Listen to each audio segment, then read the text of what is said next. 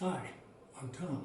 Welcome to my channel, Tom Loves DIY, and I certainly do. I love to build things for my workshop, around the house, and especially for use on the trail, because I am a backpacker and I love great gear. And sometimes what I make, I think works a little bit better than what I can buy. Today, no exception, I'm going to show you how to convert a packable down throw, lightweight, inexpensive, 60 by 90 inch, 700 fill down, weighs about 1 pound, into an outstanding down and synthetic sleeping bag. Has a hood, drawstrings, zipper on the front that will give you a lot of flexibility to open and close it as you need. Lots of room, and it still weighs only about 1 pound 10 ounces. So stick around. This is a 4-part series, a little bit long, but I think you'll find it's rewarding. Thanks for watching.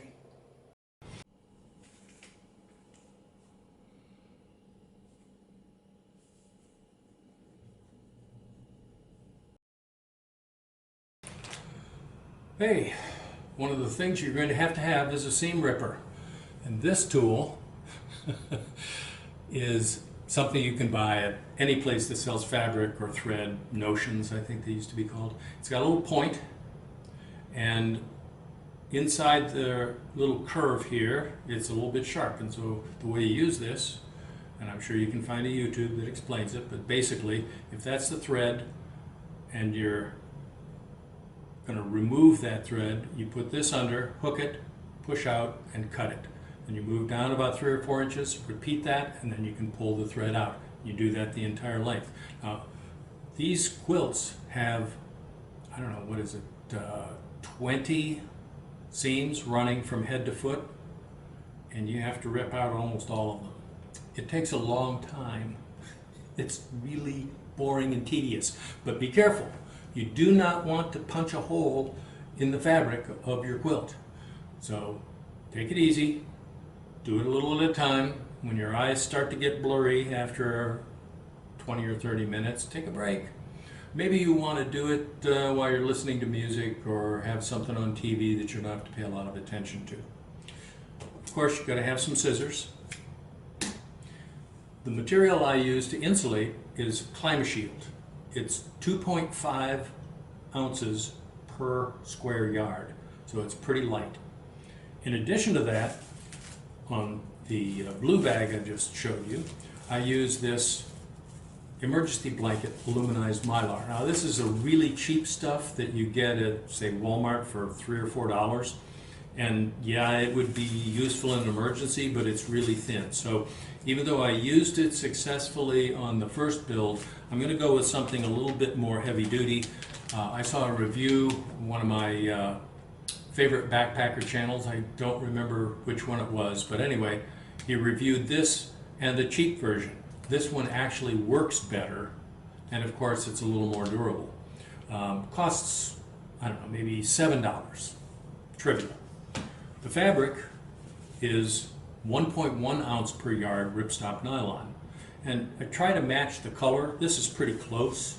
I'm not doing anything to sell commercially, so it doesn't really matter, but this is a little tough to work with, as is the, I think, 30D fabric of the quilt, because it's thin and it's easy to snag or fold over and stitch, and I'm not really very good with a sewing machine, trust me on that, but good enough to make it work.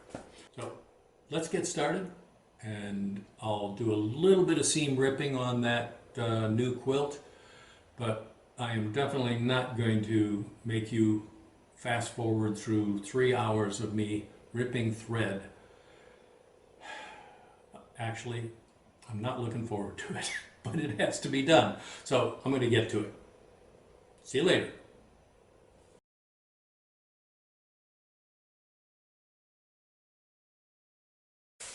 I had said there's about 20 of these that run lengthwise from the head to the foot, the 70-inch, but actually there's only 11, and I'm going to be removing 10 of them, leaving the center one intact. The typical method that I use is very carefully to get underneath it and snip it like that. And I'll go to the other side and do the same thing, finding. Okay, then from there, it's just a matter of getting underneath and lifting up. You actually, I doubt you can see this, but I am pulling these out. Now, it's nice to have something to put this in, so I have a little cardboard box that I set over here. So, to make this go a little faster, once you've popped off a little bit of it like this, grab hold of it and draw it down carefully like this. Then you can get 6 or 8 inches that you can snip off. Pull it back out. And you'll find that there'll be a little puckery spot like this. Straighten that out a little bit and go back in and rinse and repeat. Just keep doing that and this will go a lot faster. See, you can pull sometimes 10-12 inches at a time. So with just 2 cuts, I've gone through 3.5 squares. Not bad.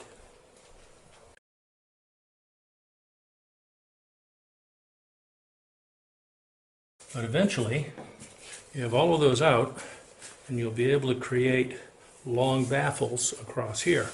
So the baffles will no longer be these little squares, they'll be this big. So I've removed 10 of the 11 stitches that runs lengthwise in the 70-inch direction. I've left the center stitch in so that the next step I can move the down from about 24 inches in the middle to the outside edges, so that when I'm using this quilt and it's on my body like this, all the down will be on the top and the sides. Top and sides, much warmer. Of course, that means no insulation on the bottom. I'm going to fix that by using the Climashield that I talked about.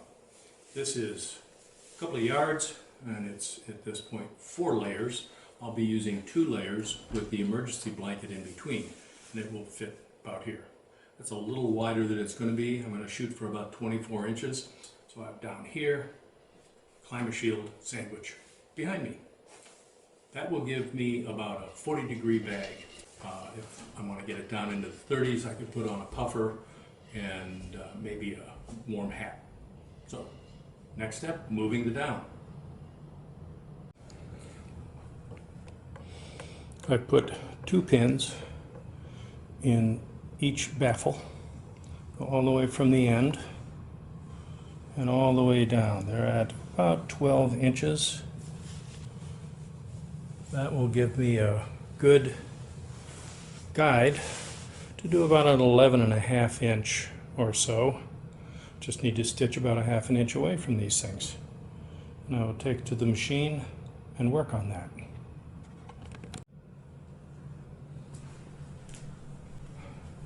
So I completed the second set of stitches. Now we have one set running along here and one here. Nice and flat. Most of the down is now up on the side. So we've got about a 23.5 inch space here where the Climashield is going to go. The only thing left to do to prep for that is to remove that center stitch that I retained in order to be able to move the down from here out and from here out. I'll get that. And you thought we were done with this. One more stitch to rip here. There'll be a little bit more later when I open up the pocket for the Climashield, but that hopefully will be all.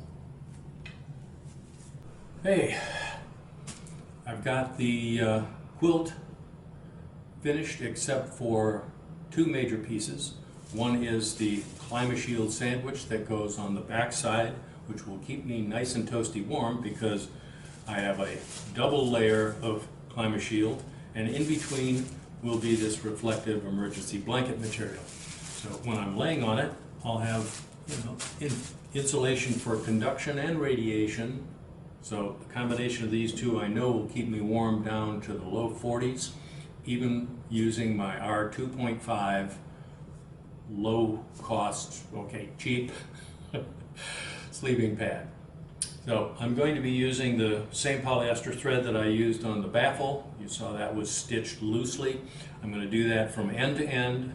It'll take me quite a few minutes, but it's important because this slippery material will tend to slide around, clump up, just be a complete mess inside that big baffle, which is the bottom of the sleeping bag.